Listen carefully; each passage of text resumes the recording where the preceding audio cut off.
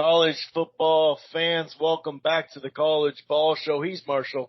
I'm Chris, and we're here to talk some college football. Of course, the show's called College Ball. We're going to start by recapping Week 11, which had a bunch of ranked versus ranked matchups.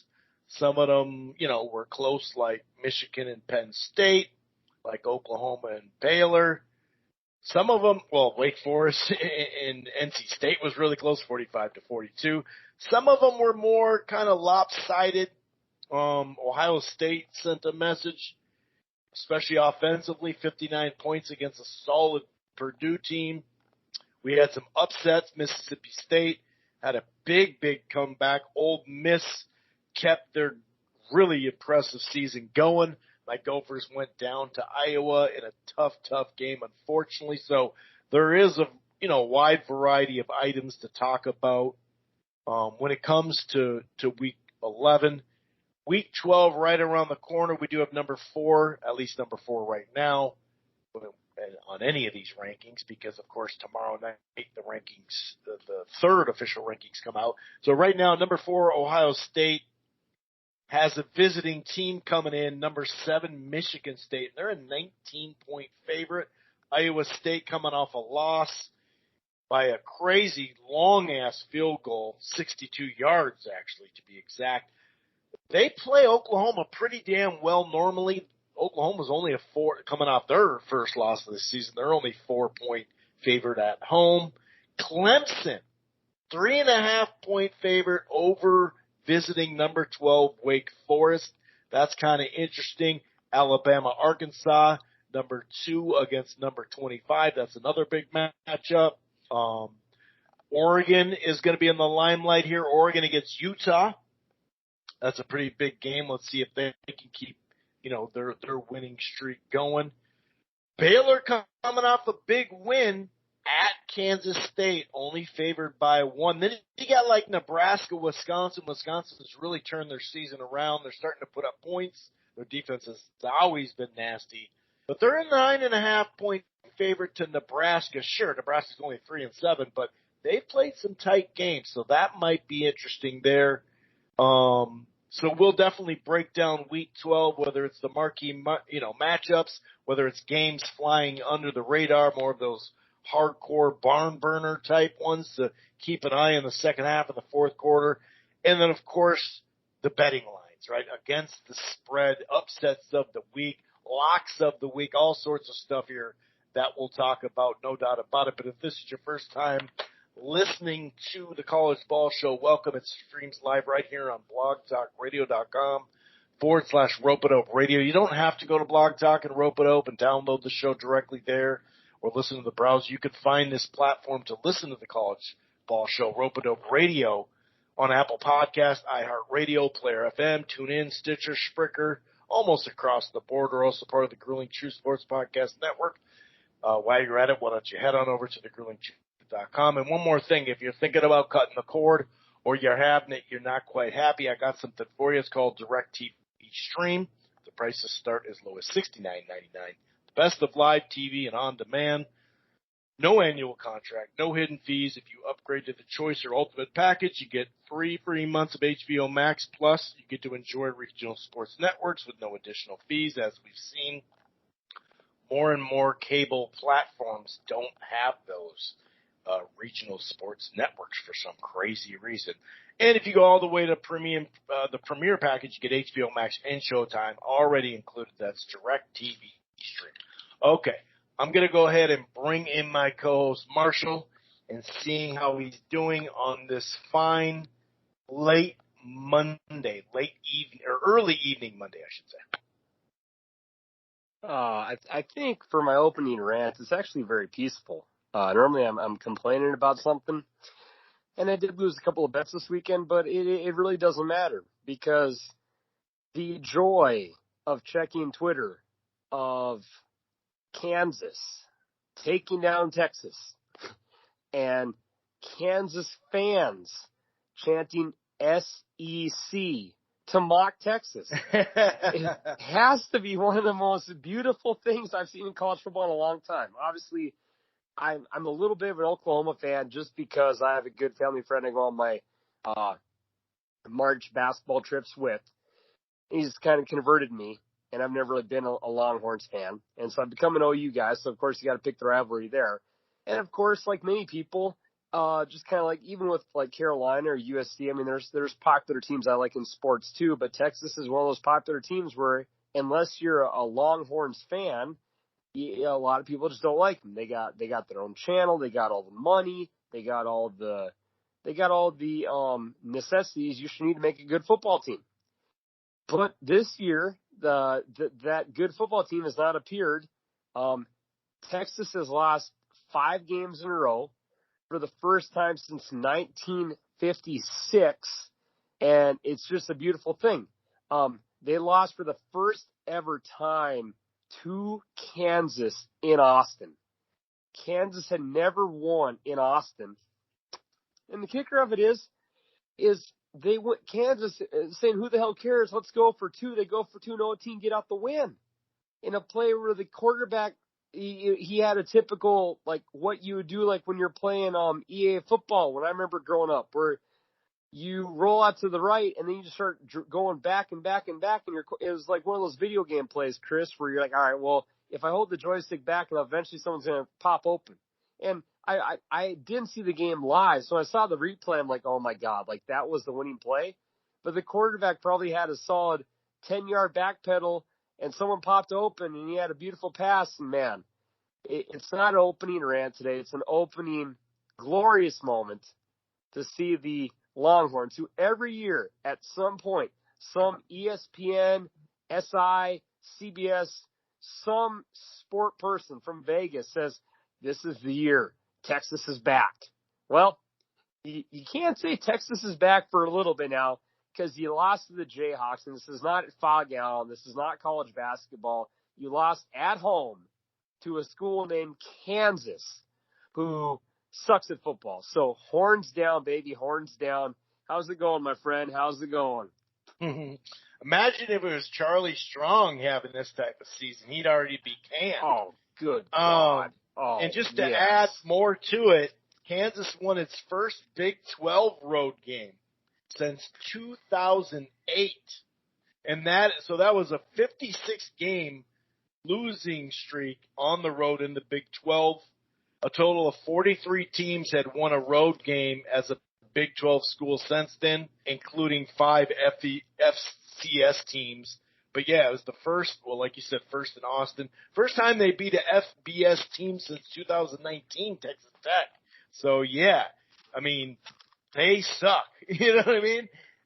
They suck. And yeah, Texas, it's unbelievable. I mean, talk about falling. I mean, that shows you how steady, notice how I said steady of a program they've been to not have 5 games, losing streak, since 56. That is impressive. But wow, Sure. man, that, man almighty. And speaking of man almighty, we were talking about let's not touch this Purdue game and Ohio State game. Yeah, we know Purdue has some big wins.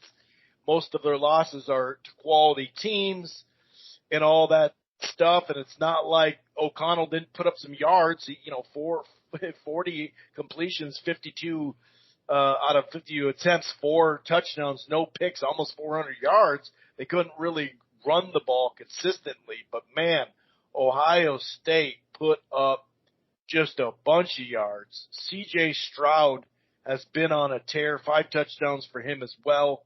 And like I said, they were able to run the ball. When you're able to throw the ball like that and run it for 263, 31 carries, 263, 8.5 a clip. Once again, have 2 wide receivers over 100 yards. And their best wide receiver maybe still had 9 catches and 85 yards. So it wasn't like there was a slack there. Ohio State's really starting to turn it on. They tend to start a little, slow like a lot of, quality teams. They take a little while to rev up. But, man, they got it going on. And it's going to be tough, down the stretch. They got some big, big games. But I'm glad we did not touch that spread. Let's combo it by Michigan getting a win at Penn State as well. it was a competitive game for the most part. I think 7-6 or something like that at half. They got up. Michigan got up by a very small margin and ended up, getting a touchdown, like a 15-play drive by Penn State, tied the game. Then there was a fumble, much like that, what happened to him, Michigan State, with the bigger lead, of course, got a field goal out of it, but, Michigan calmed stuff down, went down there, pretty much easily scored, got the lead, and didn't look back. So Michigan gets a good win, especially on the road. It's not easy to play there. Got a good win. And then Ohio State, like I said, just has it in high gear right now as we're closing November.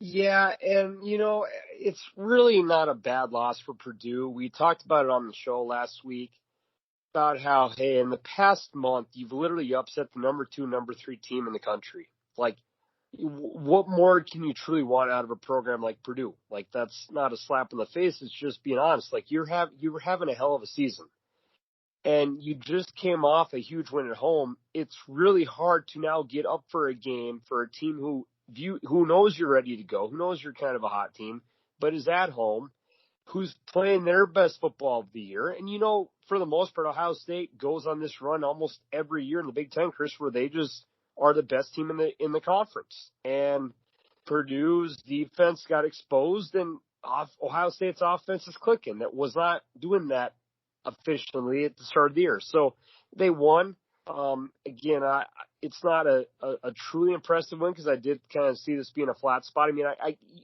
shouldn't say that. Their offense was impressive, but again, I'm not surprised with the score. We kind of thought this one would play out how it did. And credit to Ohio State, though. You took care of business. You really didn't even give Purdue much of a chance. It was a score fest from the start, and Purdue did put up numbers, but Ohio State's scoring progress was just at a different level. So credit to them, and credit to Michigan. Maybe this is the year.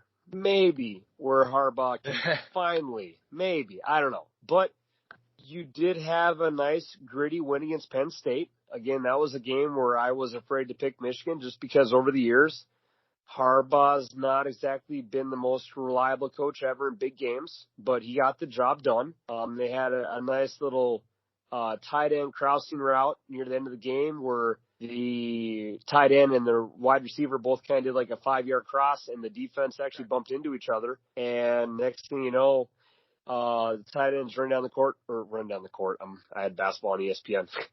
Running down the field for a touchdown. And hey, that's a great win. Your defense did what you had to do. Offensively, you did just enough, and you're hanging right in there for your chance of making the Final Four. Again, none of this really matters if you lose to Ohio State because then your resume kind of just shrinks. But hey, another nice win for Michigan, and it's even more of a beautiful day, Chris, because as I got to take my little shot at Texas, I get to take a shot at another guy who I can't stand with all my guts. And that's James Franklin. And I saw this beautiful stat, which is at Penn State, because he was at Vandy before, James Franklin is now 2-12 against top 10 ranked teams. And he's 0-8 in his last 8 games. So for all the love people get, because his name is always one of the names that always pops up for, well, a coach got fired. You got to look at Franklin.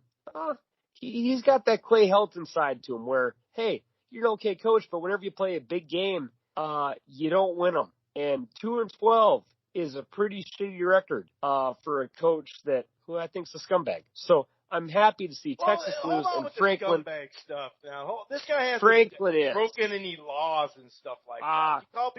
His personality.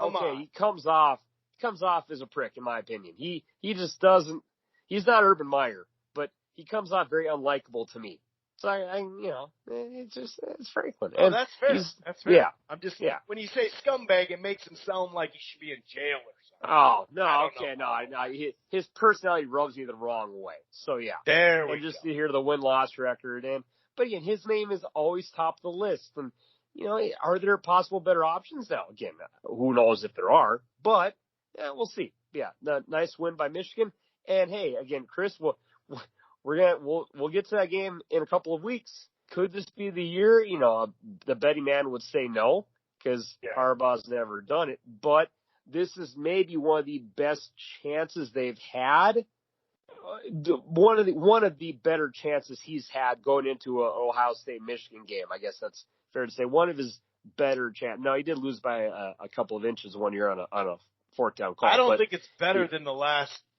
I don't know about that. I don't think it's one of the. I mean, maybe there's two other seasons that I think they had a better chance of doing. But yeah, it's tough to say. So a fighter's chance, I guess. Yeah. Now I will say though. Okay. I was talking to a buddy of mine, and I guess I was being naive.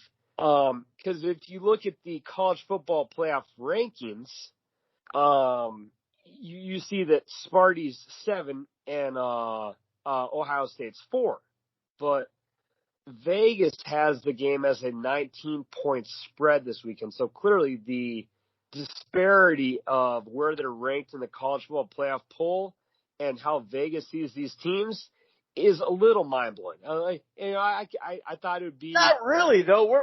Is Michigan State supposed to be lower? But I'm saying, doesn't it surprise you that for a team that's ranked 4th and 7th, you have a 19-point spread for the game? Doesn't that jump out to you a little bit? I mean, it jumps out to me a little bit.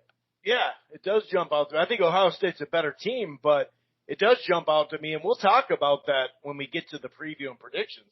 That's something I was going to point out as well. But so what are you trying to say? Are you saying they should be lower ranked then? They should be like 10th or 12th then, or what? Just because Ohio State will beat them? Well, maybe this is just one of those years where this has been a theme all year, where the top echelon teams are not quite as deep as normal. Because, yes, I do think it is just for teams in general. If you see one team ranked 4th and one team ranked 7th in the college football playoff, a 19-point spread indicates that, hey, one of these teams really probably is too highly overrated. Or maybe it's just the season that it is. But I would bet you a given year. There goes the overrated part. So you're saying they're overrated? Michigan State should be lower on the rankings then? Or because this happens a fair amount of time. I mean, we've had number 1, top 2 or top 10 matchups a couple times now for Alabama and Georgia, and they've been huge spreads.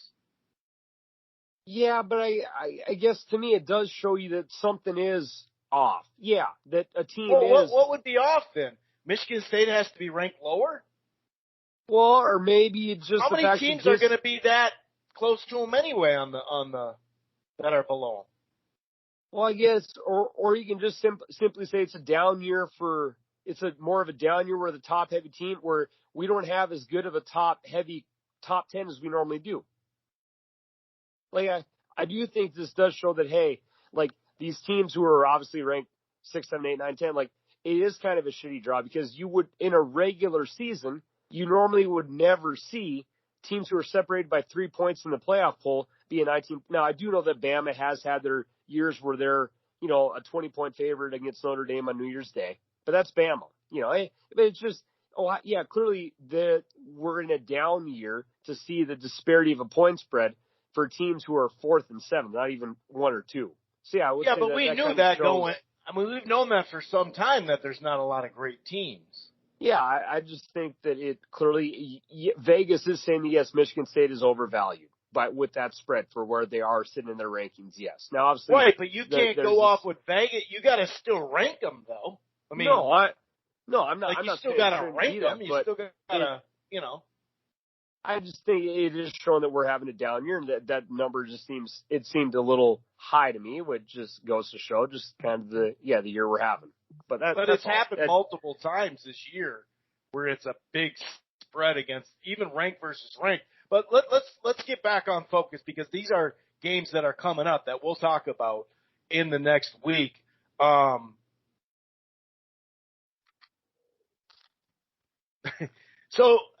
Anyway, Baylor, Oklahoma State. This was in many ways, this is a pretty ugly game. If you look at the first half, it was like, no, you screw up. No, you. Seriously, you get the lead. No, I don't want the lead. You take the lead. Like, it was like turnover on downs for Baylor, missed field goal, interception. Oklahoma, I almost said State. Interception, missed field goal. Like, it was an ugly game. They did ride the ship and get up, though. Baylor finally got a nice little cushion anyway. And down the stretch of that game, they just managed to score a touchdown, and a field goal, and that put them away. And on the other side, a young quarterback who's played great off the bench had a rough one, Williams, especially like 2 or 3 passes, especially one of them.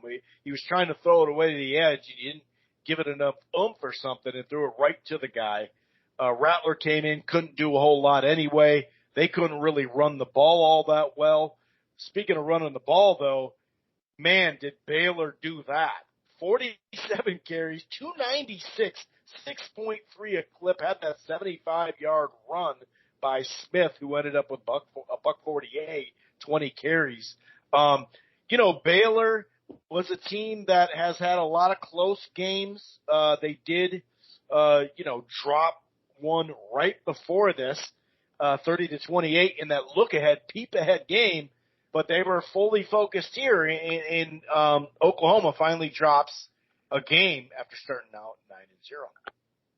Yeah, and one thing I wish I'd heard before, so I could have told people on our podcast to help people win bets, is that Miranda, who's the not LSU, the new Baylor head coach, actually has been one of the better people that knows how to slow down Lincoln Riley. So the 3 times they've faced each other, Lincoln Riley has pretty much done nothing offensively against Miranda. So whatever defensive game plan he has, people need to copy that, because for the most part, Lincoln Riley for the past 5, 6, 7 years has been right up there with Kiffin as an offensive guru. But for whatever reason, whatever Miranda has come up with for his schemes in his prior jobs. He's been a higher rank than Kiffin, by the way, because where's Kiffin before this couple of years been playing in a mediocre league? So I would put him up a higher than Kiffin. Well, he's had more tools, but I mean, Kiffin went to FAU and took that team who was shitty to like 9 wins in his first year. So I'm never going to say that Kiffin's not one of the best. We're talking about offense, though. Yeah. Well, Kiffin's always had a good offense wherever he's been. But I'm always going to stay with my guy Lane. But anyways, I mean, Lincoln Riley, he's whatever Miranda does works. And if you watch, he held him pretty much to single digits in the first half of the 3 games he's coached against him. It worked again, and Oklahoma's offense never found a rhythm. To make it more difficult, again, you do have a freshman who was playing a tough game on the road. One of the reasons he did struggle in the second half was because it wasn't on purpose, but he got his hand stepped on, which clearly looked like it definitely messed him up. There was a play near the end of the first half where he was scrambling on the sidelines and he slid down, and a player who was pretty much jumping out of the way to not hit him landed like with both cleats on his hand. So at halftime, they said they tried to do some stretches with his hand. From what we heard from the reporters, clearly it was pretty jacked up, and anyone who ever gets stepped on by cleats with a full body weight on, it's probably, luckily he didn't break his hand, but he wasn't himself. They brought Rattler in for one series who did nothing special, and they obviously went back to Williams, who had the sore hand.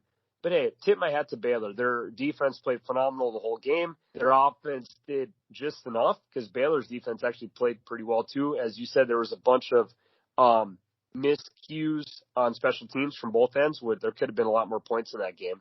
But hey, if you're Baylor, you're still not contending to win the Big 12.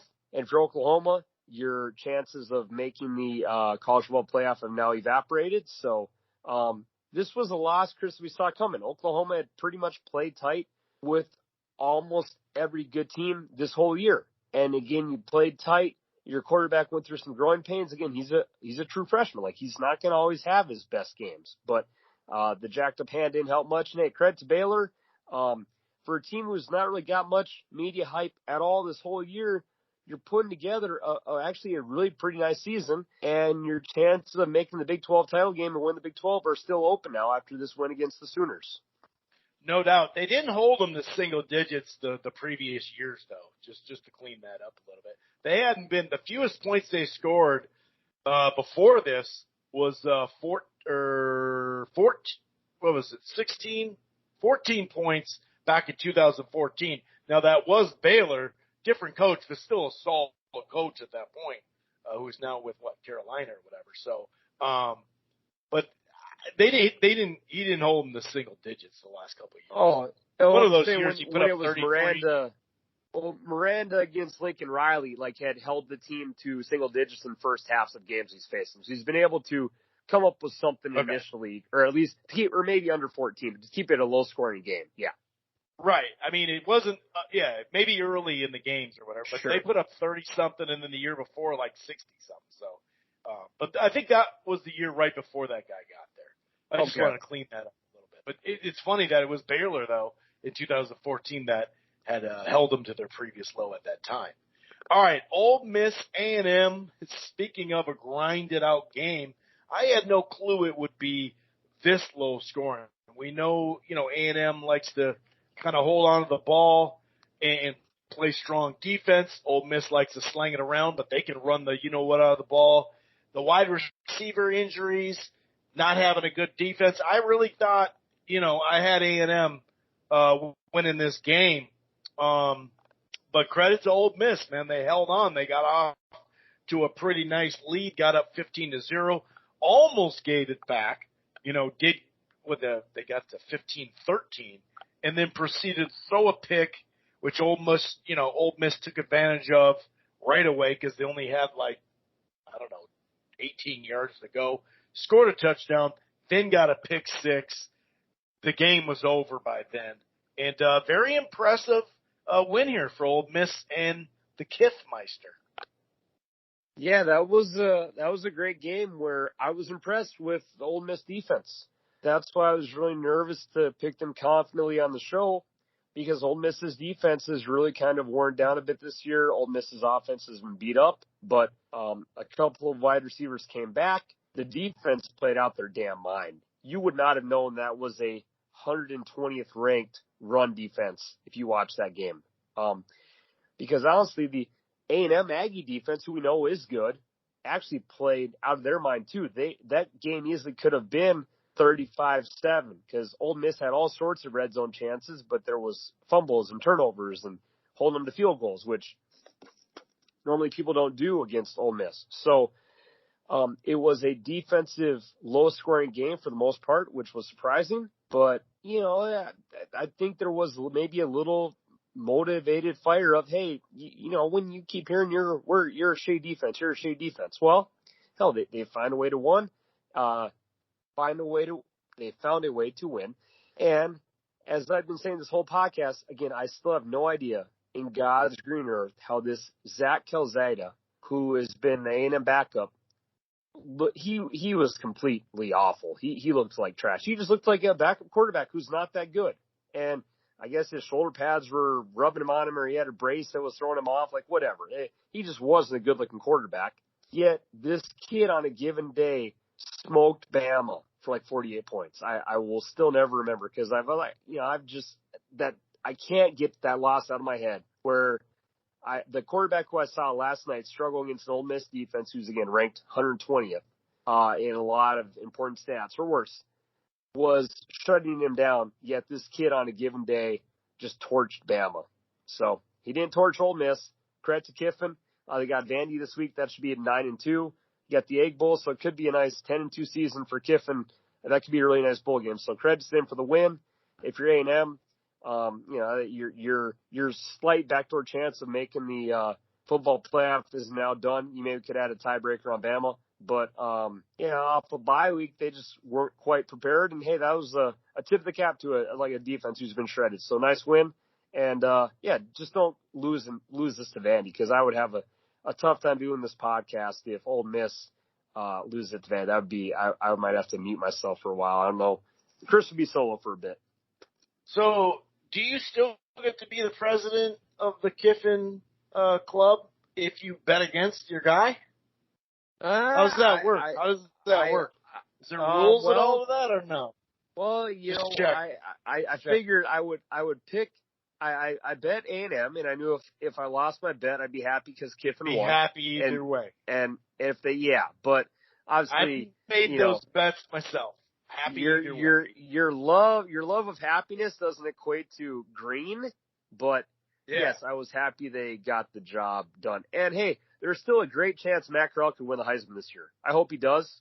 I would give it to him. Obviously, I'm massively biased, but his name is definitely up there and deserves to be. And if he hadn't been hurt with a bum ankle, it probably would be even higher up there. But he's going to be in contention, so I hope he pulls it off. Again, I don't know if he will, but that dude's had a hell of a season, and I hope he definitely gets invited to New York City and has a chance to be one of the top 3 finalists.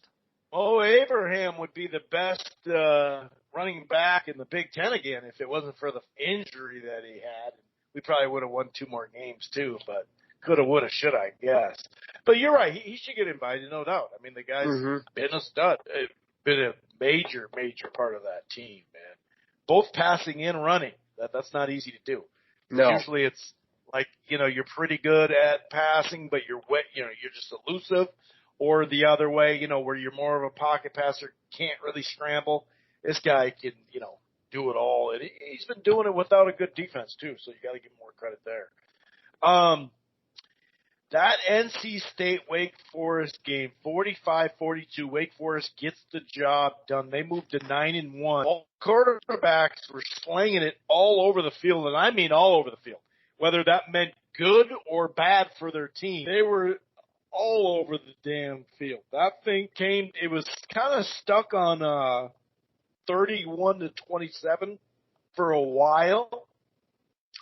Then Wake kind of got up, let's see, what was it, 38-27, and it's just bounced back and forth, and just a great, great fun, kind of lived up to what it was. I mean, 87 total point.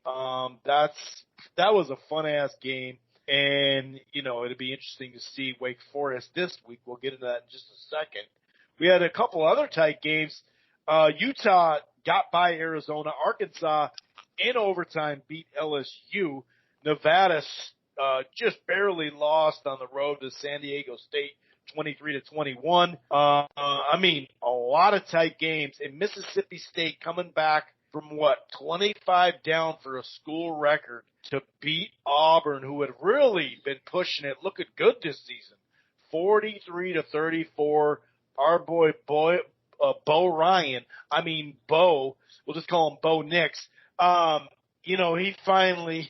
He finally let us down, or kind of showed what he's been showing in general. But a lot of competitive games down the stretch of this day and throughout the day.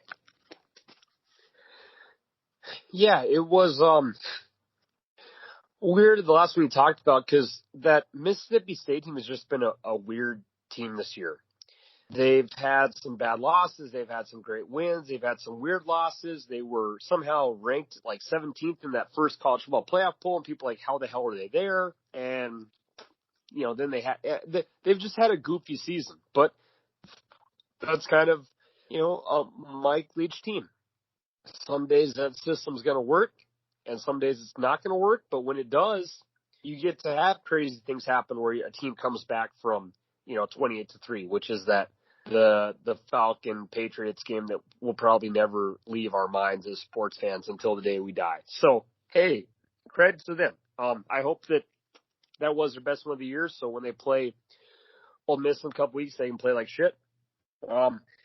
Yes, credit to them. Again, it's just been a weird, goofy season. And for the NC State Wake Forest, that was one of the games that really could decide who is going to represent or who could win the ACC. Now that puts Wake Forest undefeated in the ACC at 6-0. That puts NC State at 4-2. That game was basically a pick-em throughout the whole week. You had people on both sides making arguments for both teams. Everyone thought it was going to be a close game. Clearly, Vegas was dead on for this spot right here. Actually, a lot of people are saying that the Wake Forest quarterback, Hartman, actually could be a person who could be in New York City with Corral on that Heisman podium for a possibility. But, I mean, hell, the Wake Forest is having their best year since I don't know when. His stats this year, Sam Hartman, 3,163 yards, 30 touchdowns, 8 picks. Like, you're eighth in the country for yards, fifth for TDs. You're 92nd for picks. You have the fifth best quarterback rating in the whole land. Like, yeah, that's obviously not a name that's going to get a whole lot of exposure because Wake Forest is known for basketball, which has been a little bit down lately. So, it's not the biggest, obviously, football school in the country. But those kind of numbers, Chris, you're going to get recognized by people who, are looking for, an NFL job and all that stuff. So, hey, credit to him, man, that you're putting together a hell of a season. And you do not have the tools that a Bama or an Ole Miss or a Michigan, Ohio State. Like, you're putting together a pretty special season for a Wake Forest school to be 9-1. That's a pretty damn good year, my friend. Yeah, no doubt about it. And, Thursday football used to be a really big deal like a decade ago until NFL moved in on Thursday nights. But we did have a good game that ended in overtime. Pittsburgh kept their winning season going 30-23. That was a really fun game. Like, it kind of had that, like I said, Thursday night good game. Wasn't always ranked versus ranked on Thursday night, don't get me wrong, but it was usually like a competitive game with a ranked team involved, and sometimes you get upsets. I remember, Virginia and Florida State, many games over the Virginia Tech and Miami used to play on Thursday nights a fair amount, and it is nice to get that. I don't think we get that this week. And San Antonio, a lot of the country was like, hey, man, why are they not ranked? This is bullshit. They almost, that was a tied game, I believe, with like 6 minutes left. They ended up getting over Southern Miss. Once Favre got hurt, man, it was a different game for Southern Miss. So UTSA keeps it going. Shots out to them. They're going to stay ranked, but, man, they had a close encounter, no doubt about it. Any other games that you'd like to mention before we get to Week 12 and whatnot? No, I'd say I'm good, my friend. I'm good. There is a bunch of weekday games because we've got MAC football, but none of those games are really worth breaking down. But no, I think I'm good. Oh, and I think Missouri won a game against South Carolina. So it's been a very somber year for talking about Missouri and USC, my two longest teams I've ever supported. But if they're having trash years, I'm not gonna waste time on our podcast talking about teams who don't really deserve any reps. Yeah. So it was a rough football weekend for me too. My Miami Hurricanes got beat by their rival Florida State after getting way down, made this big comeback, ended up losing. Those games a lot of the times come down to the wire. And then Tanner Morgan / wide receivers this year, a lot of wide receiver injuries. And although most of them were healthy there, they had a couple of drops, and Tanner just hasn't played up to the standard we need him to in Gopher land. Otherwise, they would have beat Iowa. I mean, that game was very winnable multiple times in that second half. Couldn't quite get it done, but it is what it is. right, let's move on. I already got my pick of the week because I don't know if this is love for Dabo, who doesn't deserve this year, but pick of the week, 5 stars, lock it in already. I'm in. Clemson's a 3.5-point favorite at home to Wake Forest. A Wake Forest team who has a potential Heisman quarterback, who has an offense this year's been mind-blowing, and maybe their defense isn't great, sure, but their defense sucks. It gives up 200 rushing yards a game, but yeah, keep going. The defense does suck, but if we're going to get into a shootout-type game, and I'm sure Clemson's defense is okay this year, why the hell? I mean, you want to talk about... Defense has been solid this year. Yeah, but point spreads are only up to me, and I know I had my little rant on the Michigan State Ohio State game, but Wake Forest is 12th in the country, and that probably is a pretty well-deserved 9-1. That's a good record. And you're a 3.5-point, I'm getting a 3.5-point touch at Clemson, who, if you look at this Clemson team, I mean, I would venture to assume Wake Forest is at least going to score 35 points on this Clemson. They're not going to get shut out. Again, you have a quarterback who's been slinging it all year. To a Clemson team who your best win of the year, you've beat Florida State by 10, you beat Louisville by 6, You lost at Pitt. You beat Syracuse by 3, beat BC by 6, you beat Georgia Tech by 6. This team is a home favorite to Wake Forest? Oh, it literally took me, the first pick of the show, my 5-star pick of the week. Give me 3.5 points. Give me Wake Forest. If I'm wrong, I'll own up to it next week. But that is a ton of value. And sure, Wake Forest's defense might suck, but Clemson's offense has been far from the greatest show on turf St. Louis Rams back in the day. Like, this is a joke of a line in Vegas, in my opinion. I hope I'm right in this pick, but I will take it to the window. I'll bet it myself. Take Wake Forest, take the points, and hey, if Clemson's offense wakes up, so be it. But hell, this Clemson defense ain't going to shut down Wake the whole game. I know that, Chris. So my first pick's already in. Let's go. I'm already excited for this week. The Wake Forest, now according to ESPN's Football Power Index, they got 68.5% in favor of Clemson. Now, good God. Now hold on, okay? Now, the one thing I'll say about Wake Forest is they have one ranked game win this year, and that just happened. That just happened, and it was a hell of a game. And then they lost to a North Carolina that was out. You want to talk about overvalued when it comes to Michigan State. North Carolina was overvalued. They were a top 10 team, I think 9th at the beginning of the year in the AP. They beat them in a crazy game, 58-55. So let's not act like Wake, who you just found out about Sam Hartman being a Heisman guy. I mean, come on. We've been talking about the last time. I'm just kidding. But I'm with you. I am with you on that pick. I'm right there with you. But I see what Vegas is doing here because their defense can make it a tight game, and they've had close competitive games. All 3 of their losses come to ranked teams, and one of them is Georgia, and that was 10-3. So I get where Vegas is coming from, and I'm not saying don't touch it. I'm with you. I think Wake Forest has got momentum, but at some point Clemson's going to break through and get a good win. But yeah, that is something to look at. And the other, we have 3 ranked versus ranked teams, or going head to head. Now, Alabama, Arkansas, especially at home, they're a 20.5 point favorite. At one point, for a month and a half ago, Arkansas was a top 10 team. Then we just talked about Ohio State, Michigan State, 19-point spread there. We could talk about that, but Oregon and Utah, this, on the surface anyway, seems like a preview for the Pac-12 championship. Both are, Utah still has a little work to do or whatever. Obviously, if they win here, they're in for sure. But I think they're only one game up. I kind of feel like they beat the team because they only have Colorado. So I think they beat the team that's close enough to them there, I believe. I'll check really quick. But, at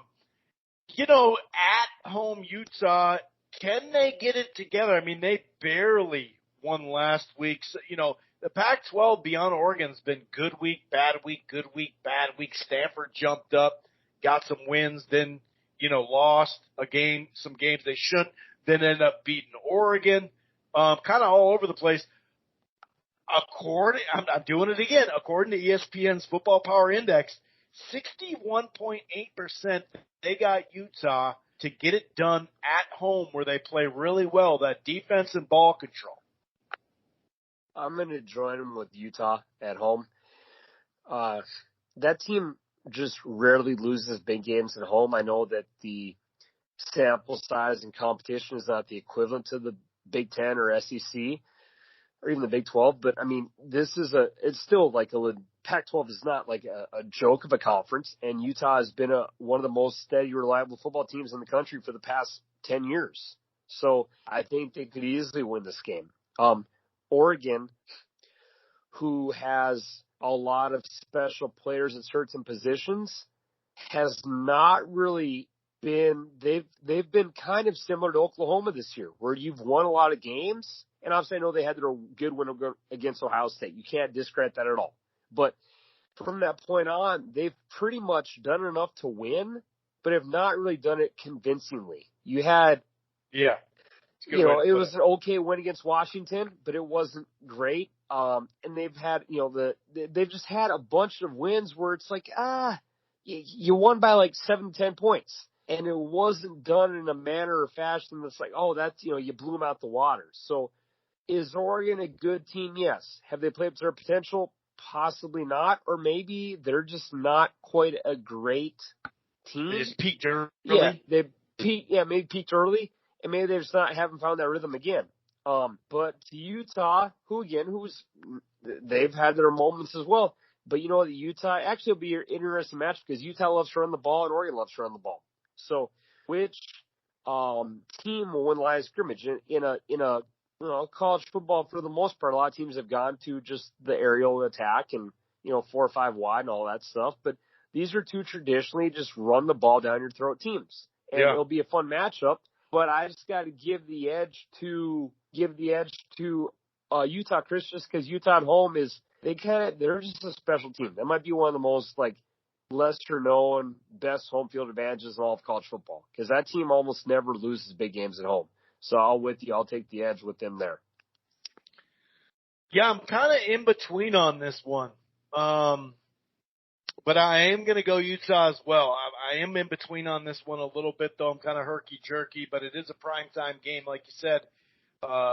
Utah, probably a win, but I just checked, they do have the win over Arizona State, so even if they lose, it's funny because Oregon can't take a loss right now, right?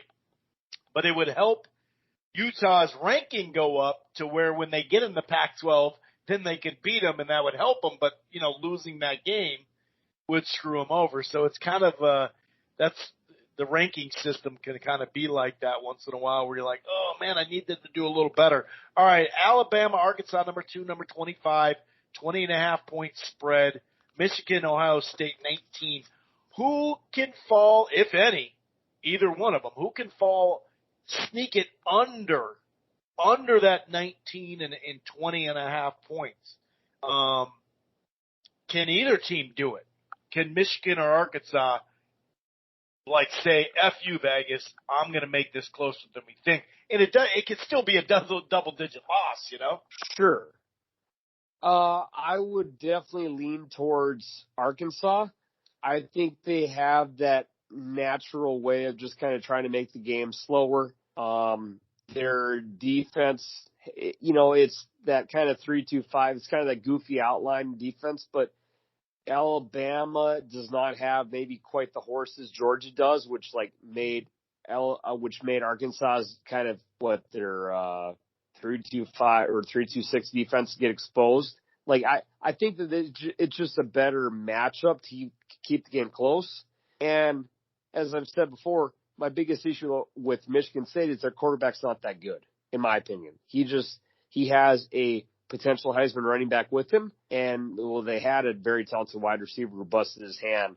But I don't think he has the playmaking ability to match Ohio State. So if I had to pick either one, I would definitely lean towards taking Arkansas and their defense and their style against Bama as compared to a shootout with Michigan State, Ohio State, where I don't think the Ohio State offense will have to worry about Sparty answering them points for points. Yeah, it's interesting. I'm going to go with Arkansas sneaking under it as well. It's interesting because my squad, Minnesota, when it was full strength, stayed underneath a 19-point spread. They obviously lost to Oregon, but even the games prior to that Purdue butt whipping, Penn State, who's good this year, but they're not very good. That's for sure. They're okay. They're good. 33-24 and 26-17 at Nebraska. So, man, I don't know. I mean, they haven't had, since that Oregon game and I guess Miami game or Minnesota game too, they haven't had that, I don't know. It's kind of like in the other two games beyond this Purdue game, they haven't showed up all that well either. You know what I mean? So I wonder if they're just going to, I don't know, man.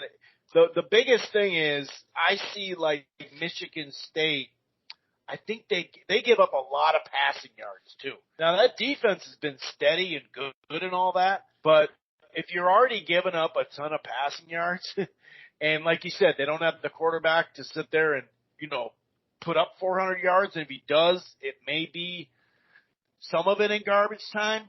It does kind of make me scratch my head and wonder, I wonder if they can hang. So I just think overall,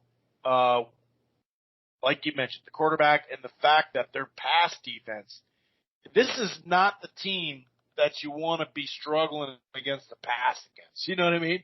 You're going to struggle probably anyway with them against the pass, and it's not like they can't run the ball at all. But, I mean, when it lines up, when you look at it, it is tough to kind of find, a way for them to win the game. Now, under the 19, do they have a chance? Yeah, they give up 329 through the air.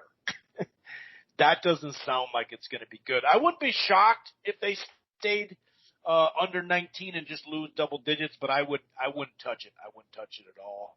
So I'm with you with Arkansas. Alabama, we both think is going to win, but I do think that they could sneak under. Couple other ones that kind of stand out to me as well. Now, Iowa has improved, got a nice win last week, got some, wins under their belt and everything like that since that back-to-back 2-game losing streak. Illinois is just, they beat Penn State, they beat Minnesota, they just find a way to keep some of these games close. Other games, not so much, right? But the only reason why I mention it is because 12-point spread Iowa. I'm wondering if, Illinois can just grind a way to keep it under that spread. That is one of those against the spreads that I'm looking at. And Cincinnati's been pretty good, not great lately. Can they win by 12 by SMU, who actually recently lost back-to-back and should be fired up, ready to go? Another game, Nebraska. Yeah, they're probably going to lose to Wisconsin, who's looked like gang beaters all of a sudden. 9.5-point spread, though. We've seen how many times Nebraska, not just this year, but, under the golden boy, the guy who was supposed to bring the Cornhuskers back, how many one-score games they've lost. Sure, that sucks for them. They've actually, before this week, they had outscored their Big Ten opponents, but only won once. So I'm wondering if Wisconsin comes back down to earth a little bit and Nebraska can keep it 9.5. There are some other games we'll talk about as well. What do you think about some of the things I mentioned, and then you can go from there as well? Oh, man. Nebraska, I mean, they've literally been – every game this year has been close. I think, it's almost been a single-digit outcome either way almost, and they've had a lot of tough losses. I did see Wisconsin's defense, who we gave credit to this whole year, is finally getting some help and has now forced 3 turnovers plus 3 games in a row. That defense is effing good. And if their quarterback wasn't a complete joke at the start of the season, they could be in contentions for maybe even a playoff spot, just because this defense is elite, but their offense was really bad, and they tacked on some losses. But now that offense is maybe figured things out minorly and not making a joke of themselves, they're playing pretty good football. So, anytime, 3 turnovers, 3 games in a row, that's pretty damn crazy. So I'd be nervous to bet Nebraska. I know their MO has been close games this year, but they've lost a lot of close games this year due to mistakes and turnovers and, just whatever. So that wouldn't be a little scary for me. I did see this spread seemed, again, strange. Kansas is, and I know they beat Texas. I'm sure there's the massive hangover effect, but they're a 22-point underdog to TCU, who they had their hangover victory party celebration to beat Baylor. So 22 points is a lot of points for a TCU team who, up until last week, had their Baylor surprise win of the year, and you're getting 3 field. I guess they think Kansas literally packed up their bags. Hey, we're going to go to TCU, but we don't really care. We beat Texas. Life is good. Let's call it a year. That seems a bit high. I don't love it as much as my Wake Forest lock, but that one seems a bit crazy to me. And the other line, which I'll ask for your take, because I'm a little torn on this, but I think it'll be a fun game to watch, because it normally always is, as you mentioned earlier in the show, is Oklahoma, Iowa State. I know that it loses the love affair because Oklahoma is now out of the final. Well, I should say never, but more than likely Oklahoma has no chance of making the college football playoff. Well, they have a very small chance. Okay, and Iowa State, who's 4-3, who's having a very weird year as well. I guess that thing of Brocktober where they win October, that's their main thing, is true. But Iowa State travels to Norman. You would assume that the quarterback freshman, his hand is good. If not, you assume maybe Rattler gets a start. But Oklahoma's -4. I think they should be favored. I think Iowa State's had their ups and downs this year. But if I had to bet this game, man, this is a weird spot. I feel like Iowa State has kind of been, I don't know what to say, Chris. And if you had to bet a team in this game, where you have an Oklahoma team who's pretty much won close games all year, not looked great, finally had a loss, maybe they rebalance. And I suppose if you're an Oklahoma fan, you're still in contention to win the Big 12, which you can't maybe, so yes, it was probably a tough blow to take to the team because you're maybe not out of your Final Four. But if you beat Iowa State and you beat Oklahoma State, now you're back in the Big 12 title game. So I don't think the season's lost. But let's just say that the quarterback's hand is healthy.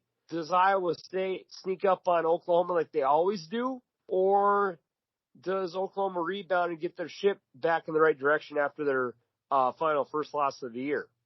Yeah, in recent times, as we know, Iowa State's played them really tough. You could just look back to last year. I do like that 4 point. I do like them to win, but I do think I could see it being single digits. I wouldn't be shocked. I don't know. Iowa State. I would say Oklahoma, they're finally going to just break out, right, and have a big win. But I don't know, man. That Iowa State defense is legit. It's pretty legit. So, they're a good overall unit. I think they hold people to under 200 yards rushing or passing. So I like Oklahoma, but it is a very competitive game, and I'll take the 4 points, but I see where you're coming from on this one. And Oklahoma finally lost a November game because speaking of October, November, they hadn't lost a game in November in a long time. I can't remember the cutoff date, but it had been a while, no doubt about it. Any other items before we get to the crappy pick of the week? By the way, Maine came through, and here we are sitting at 7-4 on the season.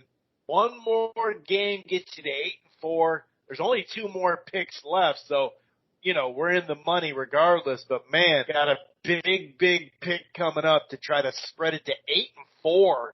But I'll take 7-4 for our crappy pick of the week here. The other game I just kind of looked at, I wouldn't mind looking to get at Purdue. I know we've talked about them quite a bit lately for a team that's 6-4. But hey, you had a tough loss, you come back, and why would they not again put up big numbers? And you're playing a Northwestern team who, for the first time in what appears to be probably a decade, is having a really crappy year. Not that Northwestern's ever great, but they're normally like 7-4 or 7-5 or kind of 6-5. They're around that 500. This year they're just down. So Purdue -12 at Northwestern actually seems kind of intriguing to me. Purdue's been a pretty solid team this whole year with highs and lows, but you had a low, now you come back with a high. So it would not surprise me whatsoever to see Purdue's passing attack put another 40 points up. And Texas, West Virginia. I'm West Virginia again. I know they're 4-6 and they're 2-5. They have the exact same record as Texas, but they've been, I would like to say, a little more of a solid team. And you can't imagine that there's a whole lot of positivity going on. What do you mean? In I Austin disagree with that. So this one may be like a smaller play, maybe bet some pennies on it, but I would feel 2.5 relatively too. It feels comfortable at 2.5 too. Yeah, I would sprinkle a little money on West Virginia because this Kansas, you've lost 5 in a row. You lost to Kansas. God knows what kind of speech Sark gave on the bus this week, but take West Virginia. I Take think the he's minus back 2.5. on the bottle. I'm sorry. I think he's probably back on the bottle, dude. I hate to say that. I know that he had a problem with it in the past. I am trying to poke fun a little bit, but I'm just saying, man, if there's Jesus. man. Good God. All right. So we gave out some Big 12 picks. So I like West Virginia. No, I like West Virginia. Minus 2.5. I'll take Kansas plus 22 against TCU. I think the number's a bit high. That's pretty. And my love. And Kansas almost beat Oklahoma too. So this isn't anything, No. They're not coming out of left field with just one good win out of nowhere. Well, they kind of are, but you know what I mean. Yeah. And my favorite pick of the week is take Wake Forest plus 3.5 at Clemson and take it to the window and make some cash. All right. 4. And this is a weird spot because this is hands down the worst game of the week from win-loss record. But I'll just do it. I'll go. But this team, despite their record, I don't think they're truly that shitty. So, in this matchup, it is an 11 o'clock Central Time kickoff. You're going to Yulman Stadium in New Orleans, Louisiana. Okay. The South Florida Bulls are traveling to take on the Tulane Green Wave, who's 1-9. So yes, I did just say that a 1-9 team is not that bad because I don't think they are. But when you're 1-9 and 0-6 in conference, I guess it's really hard for me to pat you on the back too much. So Chris, this game is at Yulman Stadium in Baton Rouge area, the Cajun loving area. All right, we got some fans. Will be there. There'll be some good tailgating in the morning. A ticket you can get in the door for $3. Maybe I should go. $3. Shit. If I wasn't coaching, I'd probably go. What does your gut say? And I hope Tulane wears their baby blue jerseys because those might be the nicest jerseys, in my opinion, all of college football. Tulane's -4, over under 60.5. Again, the team's 1-9, but goddamn, if you look at the schedule, I don't think they're that bad. What are you going to pick in this one, brother? Let's try to move to 8-4 on this one, my friend, for the crafty pick of the week. Well, they definitely, this does more than fit the description of crafty pick of the week because South Florida giving up 35.4 and our Tulane squad here that we've talked about minorly, actually, you're right, this year, 36 points. So they definitely fit the description when it comes to that. If you look at South Florida, their defense is giving up 212 on the ground and 274 through the air. 274.7 and 274.5 is what Tulane's, giving up there. So, and they've had some head-to-heads. Don't get me wrong. They've definitely had some head-to-heads that kind of you can just measure it up and say, oh, they did that against that team, that against that team. And, the only win they have is Morgan State. And for whatever reason, there's a bunch of Bears there, I guess. Morgan State Bears. But the Green Wave, it's hard not to pick them for a variety of reasons, and that's why we talked about them before this game, like you mentioned. But they had a close game, I guess, who hasn't, with Oklahoma. The competitive early part of the Houston game somewhat recently. Cincinnati, they were grinding that one out. They lost in overtime. So, yeah, I'm going to go Tulane to get their second win of the year at home. Like you said, $3. This isn't up in the East in Amherst, with all those, former presidents and vice presidents and all women's, schools up there, colleges that have all these prestigious folks graduating from there. This is a little bit different. This is a little bit more my speed. $3 to get in, and I'll take it. But I'm going with the Tulane Green Wave to get us to 8-4 and another home win. Really. And in the Battle of Alumni, okay, we'll wrap this up. All right, so for South Florida notable alumni, oh boy, this is man, there's not a name really worth talking about. I believe we did use this school. We had the answer. Not man, yeah, Jason Pierre-Paul. The Giants, the end. This is dicey. They have no one really worth mentioning besides Jason Pierre-Paul. This is brutal. Well, mention a couple because you just may not know them. Who else? Yeah. All right. So the top people are Asif Mandev. Okay, so that's an actor. Okay, they got Tony La Russa, who's a baseball manager. I knew they had something else in there. Okay. Jeff Cunningham, who is an NFL player. I don't recognize. He's a MLS soccer player. So he's a worldwide football player. This, dear God. All right, you were right. You were right. This is what do we got on the other side? All right, for Tulane. Oh, first name up, Jerry Springer. Yeah, baby. He's going to be out the game, too. $3 to get in. Second name is John Kennedy Toole. Is that a relationship to JFK? Maybe. Newt Gingrich. And a bunch of old people who I do not recognize. Man, this one's Ashley Biden. Is that Joe Biden's? Does Joe Biden have a daughter that went to? She's an American social worker. Yeah, Joe Biden's daughter went to Tulane. Yeah, they definitely got it. I don't like Newt Gingrich, but he's a popular guy. Matt Forte is a Bears running back, and Anthony Jeselnik is a famous stand-up comedian. Okay, yeah, Tulane got that win. That wasn't close at all. So yeah, for the last two times we've matched the alumni with the win. That's resulted in a win. So let's cash out number 3 in a row. Take the Tulane Green Wave. I hope they wear their beautiful baby blue jerseys with the cool looking Kool-Aid dude guys on the helmet. So yeah, let's take them to the window. This has been another fun podcast to do. We appreciate our listeners. There wasn't a whole lot of crazy matchups besides the Ohio State, Michigan State game. I know that spread's a bit high, but again, a lot of times we don't have the best matchups expected on paper. We get the most fun things to talk about because we see upsets that we did not plan.